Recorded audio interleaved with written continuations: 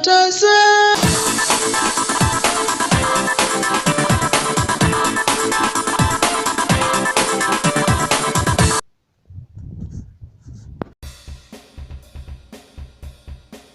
Dafin dai oga. Yaro za ka yi albarka. Na gode oga kana yi na.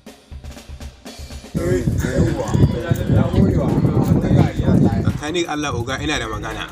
To ya kai na wajena? Tsakanin Allah bai yiwuwa a ce sai mun je mun sha wahala mun samo kaya oga.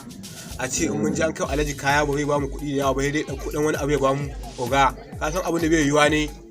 Gaskiya ne oga, dama ni ma na son yin wannan magana fa. Gaskiya ne oga, dama wannan tana damun mu. Kawai dai mun yi fuska ne kawai oga.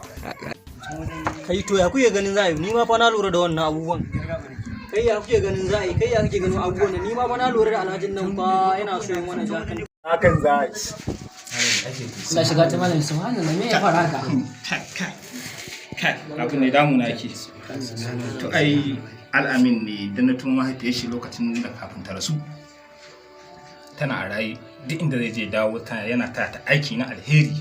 Dan ibar ruwan nan zai ebo dan wani abu da ta kama a cikin gidan nan zai taya mu. Mutumin kwarai ga ilimi sosai na san shi dana ne.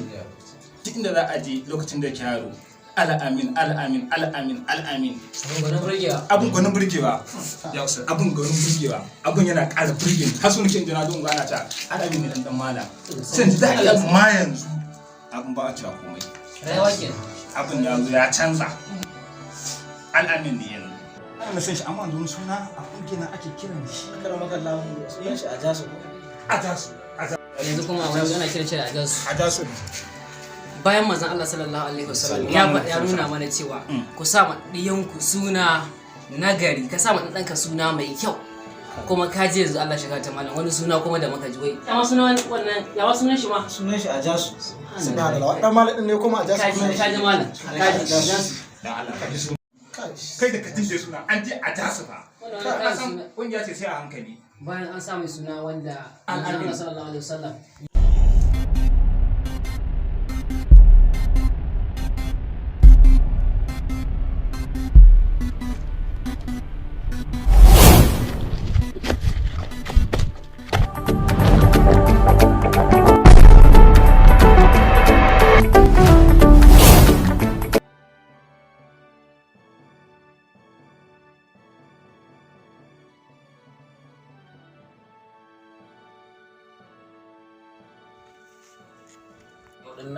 Ai kai ba gurin fasawa.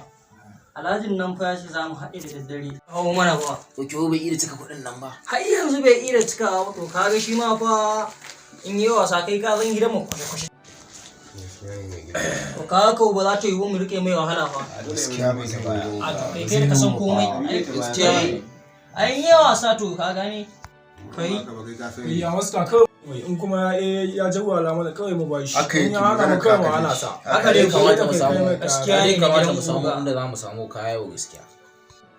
To za a dauka ba haka ya kamata mu samu inda ya kamata inda za mu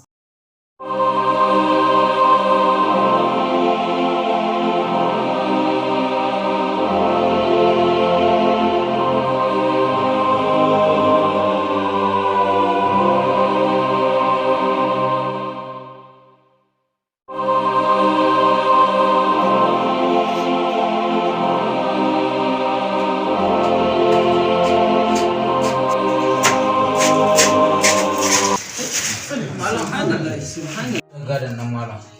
Ka je ga shuru na dai daga maka. Gaskiya ga mata ni. Allah shi. Allah ne ma na mata ba ne. Allah min Allah shi na ta.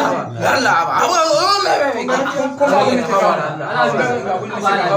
kuma kun suka kamala Allah kalli shi malam ne tare da Allah shiga ta malam ba da bane wai. magana gawo dan Allah kan mutai wani farfadiya ki da ido me haka Alamin ne da Allah haba me haka dan Allah alamin ka duba Alamin ka ba ni kunya da mutane kun mo kuna suka Alamin suka yanzu da ka zo dan Allah ka duba Allah wannan babanka ne san ka ba ba haka da san ka ba na san mutum ce ba da gado na mana ce ban ka kai ce ba gado ni kawai a wani gado na kawai a wani gado magana nake maka magana nake maka kuma da gado ne babanka ke ma magana nake maka magana nake ma ha. Alamin, wannan mahaifinka ne. Alamin, menene wannan me rayuwa? Ka sani wannan mahaifinka ne. Manzon Allah sallallahu alaihi wasallam yana nuna mana cigaba da nasiha ka. Alamin, Ina jin ka. ka sani manzon Allah sallallahu alaihi wasallam yana cewa iyaye kofa ce ta tsakiya daga cikin kofofin shiga aljanna kuma Alamin, babanka nake ma magana kana shirin ka tashi ka tafi.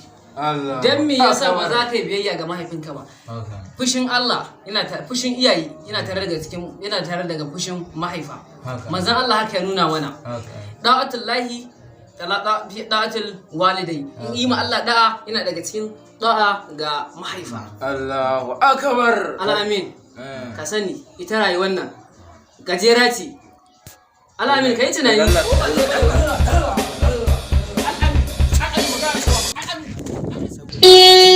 Rayuwar matasa, rayuwar matasa.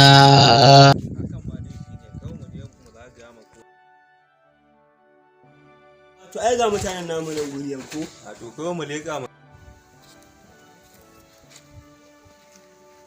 Kai uban mu ya ce muku ana shigowa nan gun ko kun ga kowa na fadowa nan gun waye ya ba ku izini? Sa ido ne ko? magana kun yi shiru Allah ba ku bare ba ku yawa ku wuce mana a kike tare da ku ba mun samu mun zo ganin oga ne fa Wani? muna kawo gaisuwa ne wajen Dan zo mana. Bugo ka.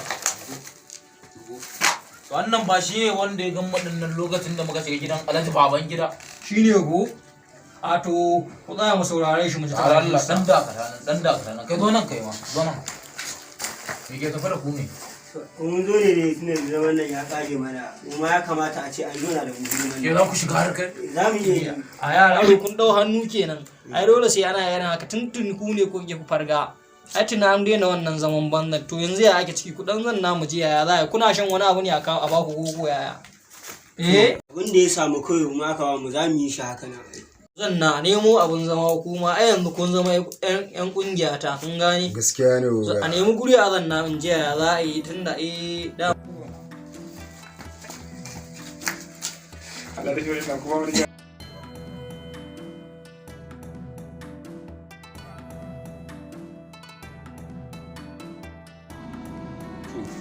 kai mai sunanka sunana Loyi a to yayi to kai fa ka bi ni da ido sunana falanga to kai Loki da falanga kai me ya jawo ra'ayinku haka nan na san ba za ku shiga wannan sana'ar ba dan na san haka nan ba za ku shiga ba kya ne mai gida amma aka riba gani Loyi haka ne falanga aka yi Oga ka gan mu nan tunda muka mu digiri wallahi ko ba wani abun nan wallahi. Ka gan mu nan kowa ma yi digiri tsakanin mu da wannan ni da aboki na wallahi. wannan gaskiya ne oga yanzu ba wani aikin yi ba a to shine kuka kama kanku wannan mafitar shikenan ka ce duk ciwon ɗaya ne dan bara uba nan digiri ce da mu kawai hidimar ce da gwamnati ba aiki muka bude wannan gantiri to yanzu ba damuwa duk da za a nemi yadda za a yi Kuma haka ne fatin da kun ga gaba ɗayan mu nan daidai lokacin tare muka yi digiri da kai. Tun 2016 mun riga mun gama babu wani jari ba wani aikin yi haka nan gidan malam ma zaman nan ba zai yiwu ba shine kawai muka zo muka kama wannan lokacin nan tun lokacin da shi da ka zo mu kama hidima kai da kai ba to ni ma to daga baya ni ma to na riga na shi ne zuwa da dama akwai wani babban aikin da za mu yi to tashi mu je a nemi